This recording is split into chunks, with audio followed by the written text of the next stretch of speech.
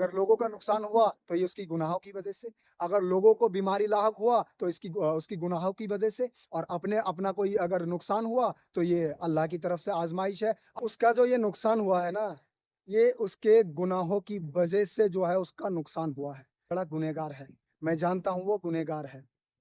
मेरे भाई, हम किसी के बारे में ये अल्फाज कहने से पहले हम अपने अंदर गौर व फिक्र करें भाइयों, कि हम क्या कह रहे हैं।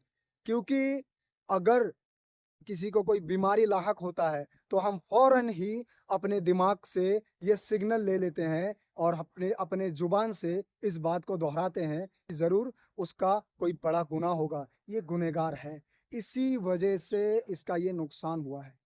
मेरे भाई, फौरन ही किसी के ऊपर मंसूब कर देते हैं और जुबान से कह देते हैं कि ये गुनहगार है। लेकिन जब हमारा कोई नुकसान हो जाता है, कुछ नुकसान हो जाता है, हमारे ऊपर कोई परेशानी आती है, कोई बीमारी लाहक होता है, तो हम फौरन ही कहते हैं ये अल्लाह की तरफ से आजमाइश है।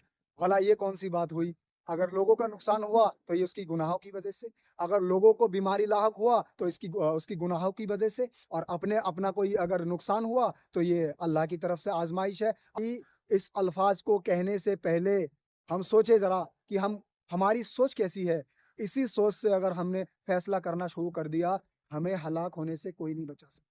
क्योंकि हम नेगेटिव ना सोचे, हर वक्त पॉजिटिव सोचे। अगर हमारा भाई गुनहगार भी है तो हम ये सोचे कि ये अल्लाह की तरफ से आजमाइश है।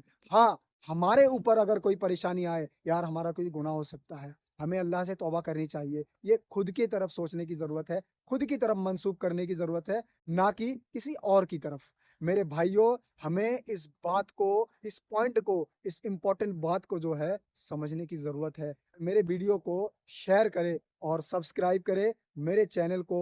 मेरे भाइयों, सदका ए जारिया समझकर